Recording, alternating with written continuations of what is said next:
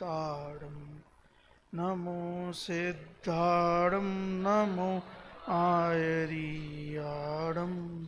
नमो वज्रायाड़म नमो लोए सवसाहूढ़म।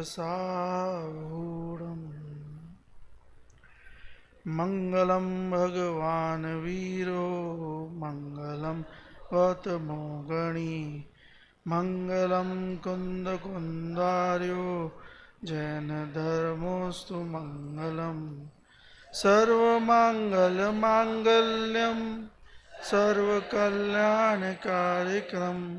प्रदानां सर्वधर्माणां जैनम जयतु शाश्वत।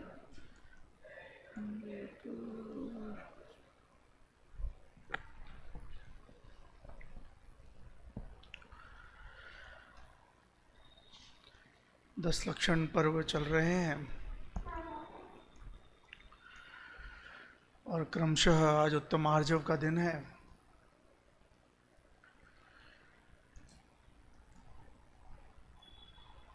यह जीव दुख को दूर करना चाहता है और सुख को उत्पन्न करना चाहता है। यह इसका मूल प्रयोजन है और सुख उत्पन्न करने के लिए वह बहुत सारे प्रयत्न करता है, अपनी कार्य सिद्धि करना चाहता है। अब उसे पारलौकिक ज्ञान तो है नहीं, तो लौकिक जिससे भी कार्य सिद्धि बन पड़ती है वो कार्य सिद्धि करना चाहता है। तो लौकिक कार्य सिद्धि क्या है कि धंधा व्यापार आदि करना, उससे धन का संचय करना, अन्य साधनों को जुटाना, उन सब में वह अपना दिमाग लगाता है और उनको जुटाना चाहता है। पर चूंकि वे जितने भी साधन हैं वे सब संयोग हैं, तो उनको जुटाना अत्यंत कठिन कार्य है। कदाचित कभी पुण्य का उदय होता है तो साधन उपलब्ध हो जाते हैं, तो उसे लगता है देखो मैंने ये कर लिया। और बहुत सी बार वह साधन उपलब्ध नहीं होते हैं तो वह हताश होकर के मन में खेद खिन्न उत्पन्न हो जाता है और दुखी होता रहता है और बहुत सारे उपाय ढूंढता है कि जैसे तैसे मैं अपने कार्य की सिद्धि कर लूं। अब उन कार्य की सिद्धि में लगने पर वो अपने कषायों को भी पुष्ट करता है। साम दाम दंड भेद ऐसे जो न्याय नीति के वाक्य हैं उनसे वह कार्य सिद्धि करने की कोशिश करता है। प्यार से पुचकार करके, डरा करके, धमका करके, लड़ करके, मार करके, जैसे बने वैसे। उसी कर्म में भी अगर साध्य की सिद्धि ना हो और उसे लगे कहीं ना कहीं मेरे अंतरंग में कोई ना कोई कमी है, तो आजकल कार्य सिद्धि करने के लिए एक नया उपाय प्रारंभ हुआ है। उसको नाम दिया है स्पिरिचुअलिटी का। बहुत सारे जगह आपको ऐसी चर्चा मिल जाएगी कि स्पिरिचुअलिटी यानी अध्यात्म से मेरा कार्य सिद्ध नहीं हो रहा था और फिर मैंने अध्यात्म की शरण ली और मेरे कार्य की सिद्धि हो गई। लौकिक मानसिकता वाले व्यक्ति को क्या पता कि आध्यात्मिकता क्या है, स्पिरिचुअलिटी क्या है। आध्यात्मिकता पारलौकिक कार्य की सिद्धि के लिए है, लौकिक साधन जुटाने के लिए थोड़ी ना है। हम अध्यात्म से भी लौकिक कार्य की सिद्धि करना चाहते हैं, तो फिर तो वह बात हो गई कि संसार में ही सुखी होने का उपाय बताओ, मोक्ष तो हमको जाना नहीं है। संसार में सुख है कहां जो आपको बताएं? किस प्रकार से संसार में सुखी हो सकता है कोई? अगर संसार में सुख होता तो जिनके पास सब कुछ उपलब्ध है वर्तमान में, धन धान्य सारी चीजें, वे सुखी हैं क्या? कितने उदाहरण हैं हमारे सामने कि जिसके पास दांत है उसके पास चने नहीं, जिसके पास चने हैं उसके पास दांत नहीं। मतलब जिसके पास रुपया पैसा धन संपदा सब कुछ है, उसके पास हेल्थ नहीं है, बीमारियों से ग्रसित है, 2 कदम बिना सहारे के चल नहीं सकता, सांस लेने के लिए ऑक्सीजन मास्क लगाना पड़ रहा है, ऑक्सीजन सिलेंडर लेके घूमना पड़ रहा है। और जो पूर्ण रूप से स्वस्थ है उसके पास अन्य साधन नहीं। तो इस जगत में कौन सुखी हो सकता है? संसार में सुख है क्या जो हमें प्राप्त होगा? अगर संसार में सुख होता तो शांतिनाथ, कुंथुनाथ, अरनाथ क्यों त्यागते संसार को? क्यों इन तीनों का नाम लिया, अन्यों का नाम क्यों नहीं लिया? कि शांतिनाथ, कुंथुनाथ, अरनाथ उंडाव सर्वणी काल की कृपा से ऐसे तीर्थंकर हैं जो कामदेव भी थे और चक्रवर्ती भी थे, अर्थात 3 पद थे। अमूमन एक व्यक्ति के पास एक ही पद होता है, या तो वो कामदेव होगा या चक्रवर्ती होगा या तीर्थंकर होगा, पर इनके पास तो सब कुछ। तीर्थंकरत्व अर्थात गुरु, सबसे बड़े गुरु, चक्रवर्ती अर्थात संपदा में सबसे ज्यादा संपदा, 6 खंड की विभूति से ज्यादा तो संपदा नहीं हो सकती, तो चक्रवर्तित्व तो था, कामदेव थे, उनसे ज्यादा सुंदर कोई नहीं हो सकता। हर प्रकार का पुण्य उत्कृष्ट जितना हो सकता था उनके पास था, फिर भी वो सब त्याग करके उन्होंने दीक्षा लेकर के अपनी आत्मा की शरण ली और मोक्ष चले गए। क्यों चले गए? सब कुछ तो था, सुख में कोई बाधा थी क्या? कि भाई ये जितने भी पुण्य के उदय से सुख साधन हैं, ये हां पुण्य के उदय से हैं, पर अगर इनमें रच पच गए, इनमें अगर हमने रस तो नियम से नरक जाता है। भाई वर्तमान में तो सब कुछ है, परंतु जब सब कुछ है तब घंटियां बज जानी चाहिए। ये पुण्य का उदय है तो अभी वर्तमान में सारे साधन हैं, जब तक हैं तब तक हैं। अगर मैंने इनमें रुचि ले ली, इसी में मैं लीन रह गया, उन्हीं में ही मग्न हो गया, तो मेरा आने वाला जो समय है वो है बहुत खराब होगा। तो उसे हम वर्तमान जीवन में भी लगाएं कि कार्य की साधना के लिए, कार्य की सिद्धि के लिए, रुपया पैसा धन संपदा के लिए हम जो दिन रात लगे रहते हैं और फिर जो हमें साधन प्राप्त हो जाते हैं, उन साधनों के बीच में क्या करना? कि आनंद लेना कि वाह कितना अच्छा मकान है, कितना अच्छा मौसम है, कितने अच्छे व्यंजन हैं खाने पीने के लिए। अगर उसमें ही रस लेते रहे तो निश्चित रूप से पाप का बंध हो रहा है। संयोगाधीन दृष्टि से लगातार पाप का बंध होता है, और फिर जो आने वाला समय होगा वो बहुत ही ज्यादा कष्टदायक होगा। ये जो पूर्व किए पुण्य के उदय से वर्तमान में थोड़ी अनुकूलता है, वह अनुकूलता स्टेबल नहीं है। पुण्य के उदय तो उपादेय है,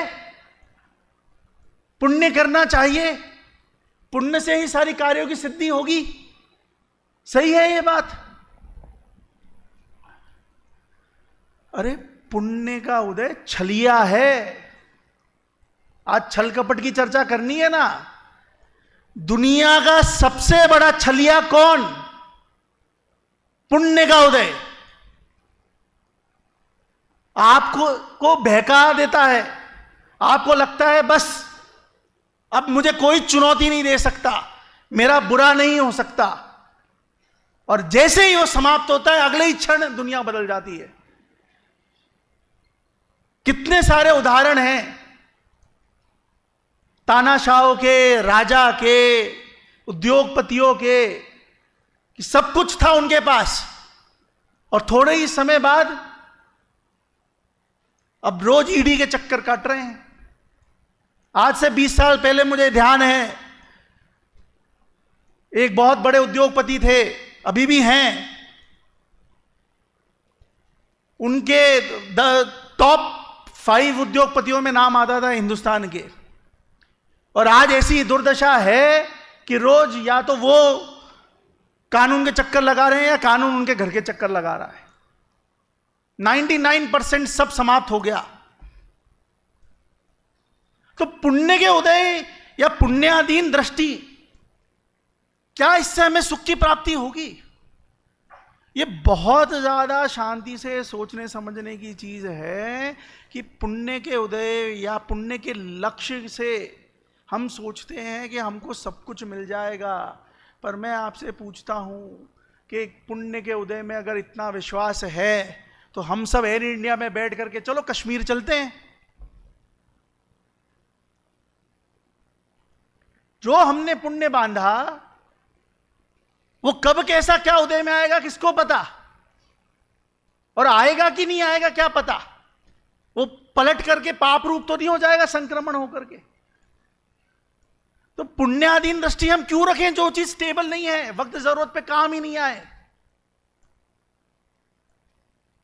हमें कैसी गाड़ी चाहिए चलाने के लिए, एक जगह से दूसरी जगह जाने के लिए? वैसी गाड़ी चाहिए जो एक चाबी घुमाओ और चालू हो जाए और हम चल पड़े, या वैसी गाड़ी चाहिए कि कभी कभी तो चल जाती है, कभी कभी नहीं भी चलती है? ऐसी गाड़ी खरीदोगे? ऐसे बिजली के कनेक्शन का क्या काम जो हफ्ते में 4 दिन आए 3 दिन नहीं आए? ऐसे मोबाइल नेटवर्क की क्या जरूरत है जो कभी तो आता है कभी नहीं आता, कि जब फोन लगाना हो तो नो नेटवर्क शो करने लगे, खुली सड़क पे ही नहीं आए?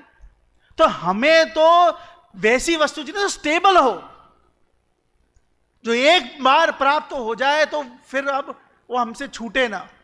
तो क्या पुण्य का उदय ऐसा है? जिस कार्य की सिद्धि करने के लिए हम दुनिया भर के प्रपंच करते हैं, छल कपट की चर्चा आज मुख्य रूप से करनी है, छल कपट करते हैं, सबसे ज्यादा छल कपटी तो पुण्य है। आपको अच्छा अच्छा दिखाएगा। शुभोम चक्रवर्ती के साथ क्या हुआ? चक्रवर्ती थे, सब कुछ था, पद छोड़ा नहीं, धर्म के विरुद्ध कार्य किया, नरक जाना पड़ा। तो कार्य की सिद्धि तो बाहर, ये बात बिल्कुल सही बात है कि कार्य की सिद्धि पुण्य से होती है, परंतु अगर पुण्य के लक्ष्य से कोई भी धर्म का कार्य किया जाए तो उससे पुण्य का बंध नहीं होता। पुण्य के लक्ष्य से अगर कोई कार्य दान दिया जाए, पुण्य के लक्ष्य से अगर आहार दिया जाए, पुण्य के लक्ष्य से धर्म से रिलेटेड कोई भी कार्य किया जाए, मंदिर के दर्शन किए जाए, पूजन विधान आदि कोई भी चीज करी जाए, सभा में प्रवचन सुना जाए, प्रवचन किया जाए, शास्त्र स्वाध्याय पुण्य के लिए किया जाए, तो उस लक्ष्य से करोगे तो सहज में पाप ही बंधेगा, पुण्य नहीं बंधेगा। बाहर के दिखावे के लिए यदि ये किया जाए, वो सेठ जी की कहानी है ना बहुत प्रसिद्ध। ये एक दिन सेठ जी सामायिक में बैठे थे, तो पुराने जमाने में चूंकि अंधेरा होता था, दीपक जला करके बैठे, और वो सामायिक में अच्छे लीन हो गए, दीपक का तेल खत्म होने वाला था। तो सेठानी को लगा कि अरे सेठ जी अच्छे सामायिक में लीन है, दीपक का तेल खत्म हो रहा है, मैं और डाल देती हूँ, दीपक बंद हो जाएगा तो इनकी वो खुल जाएगा, सामायिक से बाहर आ जाएंगे ये। तो उन्होंने और तेल डाल दिया, तो और सेठ जी लगे रहे। उन्होंने ये प्रतिज्ञा ले ली थी कि जब तक दीपक बंद नहीं होगा तब तक मैं सामायिक जारी रखूंगा। अब वो सेठानी उसमें तेल डालती रहे और सेठ जी उस प्रतिज्ञा के में बंद करके वैसे ही बैठे रहे, करते रहे। थोड़े समय के बाद जोर से प्यास लगना प्रारंभ हो गई। अब वो सामायिक वामायिक तो सब धरा रह गया, और वो पानी पानी पानी पानी, अंतरंग में वही चिंतन, वही वही सोचना, वही वही चलता रहा। और वो बोले कुछ नहीं कि अभी प्रतिज्ञा भंग हो जाएगी, परंतु लगातार संक्लेश परिणाम हो करके वो प्यास से उनकी आयु क्रम समाप्त हो गई, देहांत हो गया। तो क्या हुआ, बाहर का दिखावा कि मैं, दिखने में तो ये लग रहा है कि वो सामायिक कर रहे हैं, और अंतरंग के परिणाम कैसे, तो क्या बने वे, जरूर देव गति गए होंगे सामायिक करते हुए। बाहर के सारे लोगों को तो यही लग रहा, सेठानी को तो यही लग रहा, और वे मर के मेंढक हो गए, क्योंकि पानी पानी पानी, ले भाई पानी, पानी में ही रहो। तो लगातार जो चिंतवन रहा, जैसे संश्लेष परिणाम रहे, तो बाहर की क्रिया से क्या लेना देना। अंतरंग की विशुद्धि हो। उपादेय क्या है कि उपादेय तो एकमात्र आत्म वस्तु है, वीतरागता लक्ष्य है। वीतरागता के लक्ष्य से सारी जितने भी कार्य किए जाएं तो सहज में ऑटोमेटिक पुण्य बनता है, पर पुण्य के लक्ष्य से किया जाएगा तो पाप बंधेगा गारंटीड। तो कार्य सिद्धि के लिए क्या करें कि कार्य सिद्धि के लिए कुछ मत करो। जो लोग दुनियादारी की बातें करते हैं, दुनियादारी सिखाते हैं, और इस जीवन में कैसे सफल होना उसकी बातें करी जाती हैं, तो वहां क्या सिखाया जाता है कि अपने जो इंटेंशन है वो पूरी तरीके से व्यक्त मत करो, अमुक बातों को छुपा के रखो, अमुक बातें ही करो। अब ये क्या है, ये दुनियादारी की बातें संसार में आगे बढ़ने के लिए बताई जाती हैं, परंतु धर्म की दृष्टि से यह मायाचार है। श्री कृष्ण थे, महाभारत का युद्ध किसने जीता? पांडवों ने जीता। श्री कृष्ण किसके साथ थे? पांडवों के साथ थे। सेना श्री कृष्ण की किसके साथ थी? कौरवों के साथ थी। तो ज्यादा शक्तिशाली तो कौरव थे, पांडव देखे जाए तो कमजोर थे। तो दुनिया दर भर की जो भी रीति नीति लगाई, जो भी छल कपट किया, जो भी कूटनीति करी, वो दिखाने के और करने के और, उस सब से भले ही वर्तमान में कुछ भी साध्य कर लिया हो कदाचित पुण्य के उदय से, पर उसका फल आगे क्या हुआ?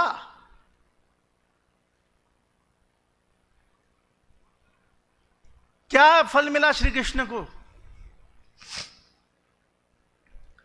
अगर हमारे वर्तमान में कार्य सिद्धि करने के लिए हमें जीवन जीना है, तो भी न्याय नीति पूर्वक सत्य का साथ देते हुए कार्य सिद्धि हो तो ठीक है, और नहीं हो तो ठीक है।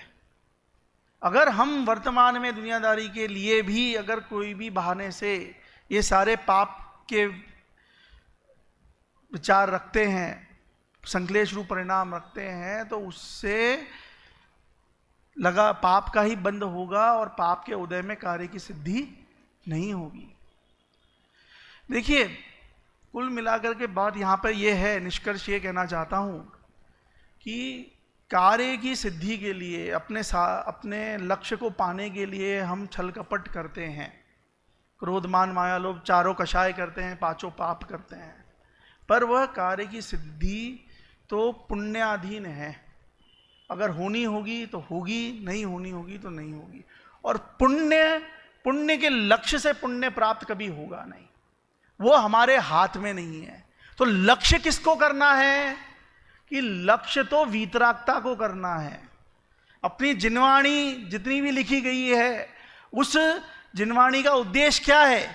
ये वीतरागता की पोषक ही जिनवाणी कहलाती है। भले ही उसमें प्रथमानियों की कहानी किस्से हैं, युद्ध का वर्णन है, श्रृंगार का वर्णन है, अन्य सारी चीजों का वर्णन है, तो हमें लक्ष्य किसको करना है? वीतरागता को लक्ष्य करना है। वीतरागता को लक्ष्य कैसे होगा? कि अपनी आत्मा का लक्ष्य करेंगे तो वीतरागता का लक्ष्य होगा। और बाहर में अगर कार्य सिद्धि के लिए हम कषाय करेंगे, मन में कुछ और, वचन में कुछ और, करना कुछ और, तो उससे हमें पाप रूप परिणति ही होगी और उसका फल भी पाप रूप ही होगा। और लोक निंदनीय कार्य है तो लोक में निंदा और होगी। मायाचारी व्यक्ति बहुत सुखी होता है क्या?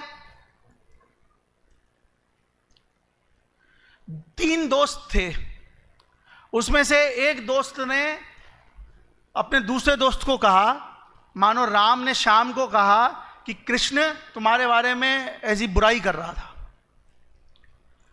श्याम ने उससे जाके पूछ लिया कि तूने ऐसा कहा था क्या, खुलासा कर लिया। अब उसका भेद खुल गया तो उसने कृष्ण को कहा, नहीं नहीं नहीं, मैं तो ऐसा कुछ बोल ही नहीं रहा, मैं ऐसा कुछ बोल सकता हूं क्या तुम्हारे लिए, तुम तो मेरे इतने अच्छे मित्र हो। अब वो वहां कह कुछ रहा है, मन में यहां कुछ है, सामने यहां पर कुछ और कह रहा है। तो अब वो मायाचारी रूप जो प्रवृत्ति कर रहा है, उसको लगातार अंतरंग में ये रहेगा ना कि मेरी बात खुल गई तो, और खुल गई तो मैं क्या करूं। अब वो दोनों को समझ में आ गई कि बीच में प्रॉब्लम क्रिएटर कौन है, कौन फालतू में फायदा उठा रहा है। 2 बिल्लियों की लड़ाई में बंदर कौन है। फिर क्या होगा कि बस अब उसके ऊपर, उसकी बात पे कोई विश्वास नहीं करेगा। मायाचारी व्यक्ति पे कौन विश्वास करेगा एक बार भेद खुल गया तो। भले ही वर्तमान में हमारा जीवन बहुत छोटा है ना, पूर्व की तो हमारी आयु है नहीं, 70, 80, 100 साल मैक्स, परंतु ये जीवन भी तो बहुत लंबा है। इसमें भी अगर हम अन्याय, अनीति, मायाचार इन सब का प्रयोग करेंगे तो क्या जीवन निकल जाएगा? एक बार भेद खुल गया तो आजीवन कोई भरोसा करेगा क्या हम पे? तो जो लौकिक कार्य सिद्धि के लिए ये कषाय पुष्टि करी जाती है, वहां भी असफलता मिलती है, और पारलौकिक दृष्टि से तो महापाप है ही। मायाचार की तीव्रता हो, प्रमुखता हो, तो तिर्यंच गति का बंध होता है। जो टेढ़ा सोचता है ना, सारी दुनिया सीधेपन को, भोलेपन को मूर्खता समझती है, और टेढ़े आदमी को बहुत, अरे बहुत शातिर है। वो शातिर प्रशंसा नहीं है, वो तारीफ नहीं है, वो पाप रूप टैरिफ है। टेढ़ा सोच सोच करके ऐसी गति का बंद होगा कि टेढ़ा ही रहना पड़ेगा। तिर्यंच गति के जीव कैसे होते हैं? टेढ़े ही होते हैं।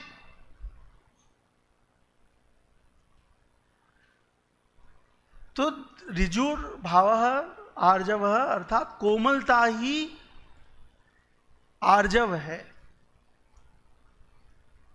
न्याय नीति से जीवन जिए, आत्मा का लक्ष्य करके वीतरागता को धारण करें, उसी वे लक्ष्य करें। कार्य सिद्धि की जो होने होगी वो होगी, नहीं होनी होगी नहीं होगी, सब पुण्याधीन है। भरत चक्रवर्ती ने 6 खंड जीतने के लिए क्या क्वालिफिकेशन ली थी? आईआईटी से ग्रेजुएट थे, एमबीए थे, कि चक्रवर्तित्व का पुण्य प्रकृति का बंध था, इसलिए वे बन गए। तो वर्तमान में भी जो जो उपलब्धियां हैं छोटी बड़ी, वो सब भी उसी हिसाब से है ना, कि कोई बहुत बड़ी क्वालिफिकेशन लेंगे तो वो बन जाएगा। तो सरलता से जीवन जी करके, अपने न्याय नीति से जीवन जीना, जो 3-4 कषायों के भेद बताए थे कल, उसमें भी अनंतानुबंधी का भाव हो जाए तो भी चौथे गुणस्थान में भी सामान्य जीवन गृहस्थ का रहता है। पंचम गुणस्थान वर्ती भी हो जाए तो अनुवृत्ति धारण करता है, पर फिर भी गृहस्थ होता है। 11 प्रतिमाएं हैं पंचम गुणस्थान में, धीरे धीरे विकास करता है, तो उसमें भी धंधा व्यापार करता है। 6ठी प्रतिमा के बाद सब और त्यागता है। तो जीवन धर्म के प्रति क्रमिक विकास है। एक बार में अगर आपके बहुत ही ज्यादा लीनता है तो आप अंतर्मुहूर्त में मोक्ष जा सकते हो, ये बात सही है, पर अमूमन मेजॉरिटी के तो क्रमिक विकास से ही आगे बढ़ा जाता है, और धीरे धीरे कर करके, और कई कई बार तो उपशम सम्यक तो होकर के वापस छूट जाता है, 11वें गुणस्थान से भी वापस गिर करके संसार में आ जाता है। तो ये कोई एक बार की बात नहीं है। तो उसमें क्या करें कि अपना लक्ष्य न्याय नीति पूर्वक सरलता से जीवन जी करके अपने जीवन में जितना हो सके धर्म के अनुसार जीवन जीऊं, जो बात चरणार्थ योग में कही गई है उसे फॉलो करूं, जो बात द्रव्यान योग में कही गई है उसको पढ़ करके अपनी आत्मा का स्वरूप समझूं, उसी में लीन रहने की कोशिश करूं, इससे चारों कषाय छूटेंगी। अगर हम इस संसार की ही उलझन में उलझे रहे तो वो चारों कषाएं होंगी ही होंगी। कितना ही कोशिश करें कि हम सरल रहें, पर संसार का स्वरूप ऐसा है कि वो कहीं ना कहीं आपको मजबूर कर देगा। कल कहा था ना मैंने कि संसार कैसा है कि काल कोठरी जैसा है। कितना ही निपुण जाए उस काल कोठरी के अंदर, वो काला होकर के ही आएगा बाहर। तो संसार में जो भी व्यक्ति संसार में रहेगा वो संसार के हिसाब से जो भी सामाजिकता है उसमें उलझ करके ही रहेगा। इसलिए तो मुनिराज भी समाज को छोड़ करके दूर जंगलों में रहते हैं, गुफाओं में रहते हैं। कदाचित कभी आहार का विकल्प आ जाए तो आहार लेने आते हैं और फिर वापस वहीं चले जाते हैं। क्यों नहीं रहते हमारे साथ? क्योंकि अगर वो समाज के साथ रहेंगे तो ये समाज मुनिराज को भी उनको आत्म ध्यान करने नहीं देगा। उनको वही कह देगा कि महाराज हमारे घर में बहुत झगड़े होते हैं, मेरे बेटे से नहीं बनती, मेरे पिताजी से नहीं बनती, हम दो भाइयों में नहीं बनती, धंधे व्यापार में बहुत नुकसान हो गया, क्या करें महाराज। अब महाराज क्या बताएं? जिन्होंने सब कुछ त्याग दिया वे क्या बताएं? और वे डिस्टर्ब कर करके उनका आत्मध्यान और खराब हो। इसलिए धर्म का जो स्वरूप है वो तो वीतरागता को लक्ष्य के लिए ही है। आध्यात्मिकता से संसार में सफलता पाना वह मिथ्यात्व है। अगर हम संसार में सफल पाने के लिए आध्यात्मिकता में आते हैं तो वह मिथ्यात्व का कारण है, अनंत संसार का कारण है, और संसार बढ़ेगा। हम कार्य सिद्धि के लिए अध्यात्म में आते हैं, धर्म में आते हैं,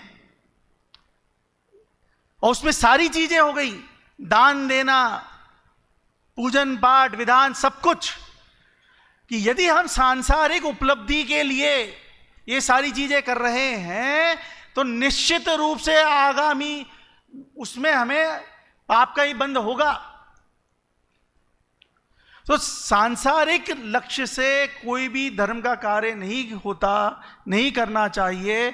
अपने अंतरंग में यदि हमें निश्चित रूप से सुखी होना है तो धर्म का सही स्वरूप समझना होगा। सही स्वरूप क्या है?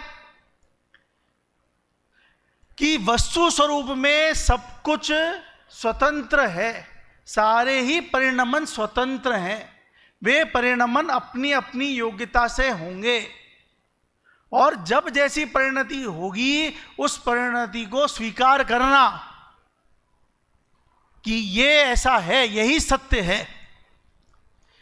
एक ग्वाला था, वो पेड़ के नीचे अपने गांव में आराम से बैठा हुआ था। उसकी गायें चर रही थी। अब वहां पे कोई सलाहकार, नया नवेला MBA वाला आदमी आया। उसने कहा कि तुम अभी जवान हो, तुम क्या कर रहे हो यहां पर पेड़ के नीचे लेटे हुए?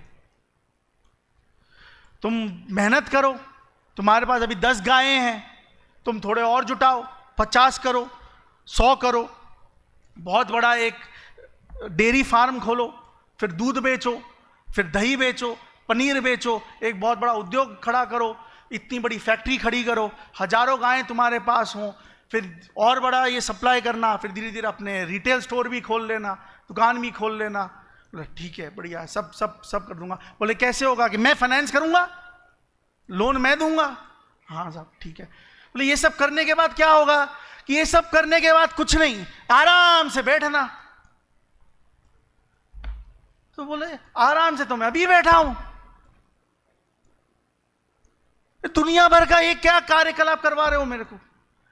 अभी भी मैं आराम से पैर पे पैर रख करके पेड़ की छांव में दिन दहाड़े आराम से बैठा हूं, कोई मुझे वो नहीं है। दुनिया भर का मेरे से काम करवा दिया, भाग दौड़ करवा दी, अपने पैरों पे खड़ा था, मुझे मेरे ऊपर कर्जा करवा दिया, अब मुझे दुनिया भर का कर्जा चुकाना है, दुनिया भर के इतने सारे गाय बछड़ों का ख्याल रखना है, वो दूध जो निकाला वो खराब नहीं हो जाए उससे पहले उसे बिकवाना है, जो फट गया उसका पनीर बनाना है, जो दुकानें चल रही हैं वो सही तरीके से चल रही हैं, चोरी ना हो जाए सामान उसका ध्यान रखना है। इतना सारा संसार बढ़ा करके मुझे अंत में जब आराम से ही बैठना है तो वर्तमान में भी तो मैं हूं, तो क्यों करूं मैं इतने संकलेश परिणाम?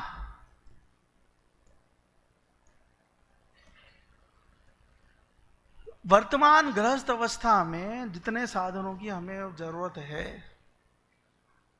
जो मिनिमम पॉसिबल हमें आवश्यकता है जिसकी जैसी, उतने साधनों को जुटा कर लिया अगर आपने, फिर तो विकल्प छोड़े हम दुनिया भर का। फिर भी विकल्प में ही लगे रहे कि अब पैसा हो गया परंतु अब नाम करना है, अब मुझे नेता बनना है। पैसा हो गया पर पावर नहीं है, तो नेता बनूंगा तो पावर आएगी, लाल बत्ती चाहिए। अंत है क्या कोई चीज का? किसी चीज का अंत नहीं। अब नेता बन गए तो भाषणों में खुलेआम, वचन कुछ और, मन में कुछ और करना तो कुछ होना ही नहीं है। तो ये मायाचार नहीं है क्या?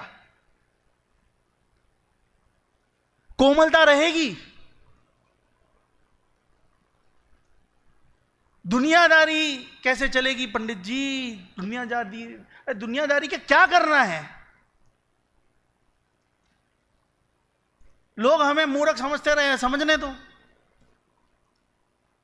ज्ञानी को मूर्ख मूर्ख समझता है और ज्ञानी मूर्ख को मूर्ख समझता है। अगर हमारी प्रवृत्ति अंतरंग में साधनों को, संयोगों को बढ़ाने की रही, अंतरंग में छल कपट वाली रही, ये सारी चीजें साधनों को जुटाने की रही, तो उन साधनों को मेंढकों को तोलने के समान ही रहेंगे। और अगर हमारी उसे कम करने की रही, जितना जीवन है उस जीवन को व्यवस्थित करके, जितना समय है ज्यादा से ज्यादा समय अगर मैंने स्वाध्याय, चिंतन, मनन, गुलन में लगाया, तो मैंने तैयारी प्रारंभ कर दी कि वर्तमान में मैं, अभी मेरी योग्यता नहीं है कि मैं मुनि दीक्षा लेकर के उस मार्ग पे चलूं, परंतु मैंने स्वाध्याय प्रारंभ कर दिया तो मैंने तैयारी प्रारंभ कर दी। जो क्रिकेटर क्रिकेट खेलने के लिए पिच पे उतरता है वर्ल्ड कप में, वो नेट प्रैक्टिस भी तो करता है। पहले प्रैक्टिस तो करो, पहले अपने आप को तैयार तो करें।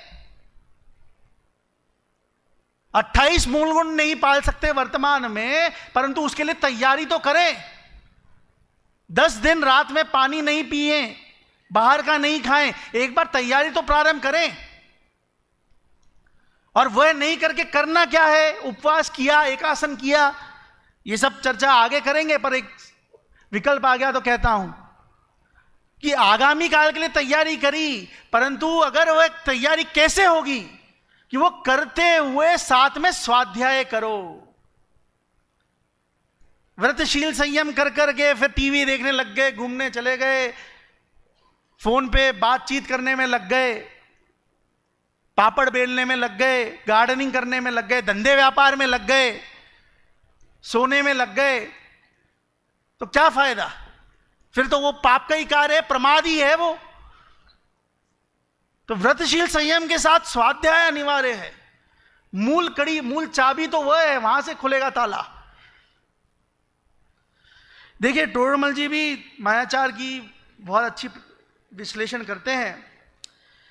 जब इसके माया कषाय उत्पन्न होती है, तब छल द्वारा कार्य सिद्धि करने की इच्छा होती है। उसके अर्थ अनेक उपाय सोचता है, नाना प्रकार कपट के वचन कहता है, शरीर की कपट रूप अवस्था करता है, बाह्य वस्तुओं को अन्यथा बतलाता है, तथा जिनमें अपना मरण जाने ऐसे भी छल करता है। मायाचार, बच्चे को दवाई खिलानी हो तो टॉफी कह करके खिलाना, वह भी मायाचार है। और दूसरे देश में जासूसी करना, वो भी मायाचार है। वहां पकड़े गए तो ये कहा ना, मरण जाने ऐसे भी छल करता है, मृत्यु को प्राप्त होगा।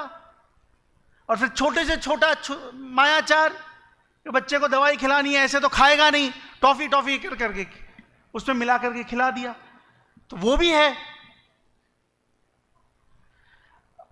बहुत सारी, जितनी भी सारे वो अपने करता है कार्य सिद्धि के लिए, जितने प्रयत्न करता है, उन सब प्रयत्नों में अगर वो जैसा मन में है, जैसा वचन में है, जैसा काय में है, वैसा कह दे तो मायाचार नहीं है ना।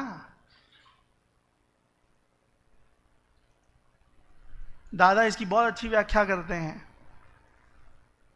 कि मन में कुछ और, वचन में कुछ और क्रिया कुछ और, तो मायाचार है। पर मन वचन काय तीनों में एकता हो जाए तो मायाचार नहीं है ना। कि मन में भी गलत बोले, सोचे, और वचन से भी गलत बोले, काय से भी वो गलत ही करे, तो तीनों की एकता तो हो गई, पर क्या आर्जव हो गया? और जिनके मन वचन काय ही नहीं है,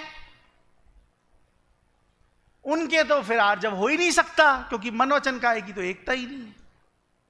तो मन वचन काय किसके नहीं है? एकेंद्रिय के, सिद्ध परमेष्टि के। अब सिद्ध परमेष्टि के तो मन वचन काय नहीं है, तो एकता का सवाल कहां? पर उनके उत्तम आर्जव है। और जिनके मन वचन काय में एक ही बात है, परंतु उनके उत्तम आर्जव नहीं है। तो यथार्थ रूप से अपनी आत्मा का लक्ष्य करके वीतरागता जो प्रकट हुई, जो धर्म प्रकट हुआ, वही उत्तम आर्जव है। जिनके मन ही नहीं है, असंगीय जीव हैं, उनके एकेंद्रिय तो फिर उत्तम आर्जव के ही धनी हो गए। कि मन वचन काय, यह तो उसमें एकता हो, ये तो व्यवहार की बात है। निश्चय से क्या बात कह रहे हैं? कि निश्चय से तो अपनी आत्मा का लक्ष्य करके जब सहज वीतरागता उमड़ती है, धर्म की शुरुआत होती है, सम्यक दर्शन की प्राप्ति होती है, तभी उत्तम आर्जव पैदा होता है, प्रकट होता है। और जो मन वचन काय की एकता वाली बात है कि मन में जो हो वही वचन से निकले, वही क्रिया में दिखे, वो बात उनके लिए है, उन दिगंबर भावलिंगी संतों के लिए है कि जिनके मन वचन काय उतने स्वच्छ हों कि मन में ऐसी बात हो जो वचन पे आए तो कल्याण हो जाए, वही क्रिया में दिखे। अगर पापियों के, छल कपटियों के, हिंसा झूठ चोरी कुशील वालों के मन की बात वचन पे आ जाए तो फिर क्या होगा? तो उनकी ही मन की बात वचन में आनी चाहिए, जिनके दिन रात आत्मा का चिंतन, मृदु संभाषण में वही कथन, निर्वस्त्र दिगंबर काया से भी प्रकट हो रहा अंतर मन। ऐसे मुनिराज के लिए है वो बात कि दिन रात आत्मा का चिंतन। मुनिराज का क्या पास क्या कार्य है? ये बस आत्मा का ही चिंतन, आत्मा ही के ही गुणों में, क्योंकि वो स्टेबल है ना। ज्ञाता दृष्टापना में स्टेबिलिटी है। और ये पंखा चल रहा है, इसकी हवा का मैं आनंद ले रहा हूं, या अनस्टेबल है। अभी लाइट चले जाएगी और पसीना बहने लग जाएगा। अब मैं इसका आनंद ले रहा था, अब वो चली गई तो मेरा आनंद भी चले गया। दुनिया का हर जो संयोग है वो अनस्टेबल है। उसमें आनंद, अगर आनंद थोड़े समय के लिए आ भी रहा है तो थोड़े समय के लिए ही तो है। आज का भोजन बहुत अच्छा बना था, तो आज का भोजन बना था, खा लिया, खत्म। अब कल तो फिर से करना पड़ेगा। तो आत्मा जो है वह स्टेबल है। दिन रात आत्मा का चिंतन कि मैं ज्ञान दर्शन सुख वीर्य अनंत गुणों की खान हूं। ये सब जितने भी वस्तुएं सब संयोग हैं, ये तो आते जाते रहेंगे। ये शरीर की प्रवृत्ति में भी बदलाव होता रहेगा। एक दिन घाव होगा, दूसरे दिन ठीक हो जाएगा, तीसरे दिन फिर कुछ और होगा, फिर ठीक हो जाएगा। वो सब परिवर्तन चलता ही रहेगा। और फिर उनके वचनों में भी वही कथन कि उनके पास गए, सहज वो ध्यान में से बाहर आए तो उन्होंने उपदेश दिया, तो उनके मृदु संभाषण में वही कथन, आत्मा की ही बात। हमसे कोई बात पूछे, मिले जुले, तो हम दुनिया भर की बातें करेंगे।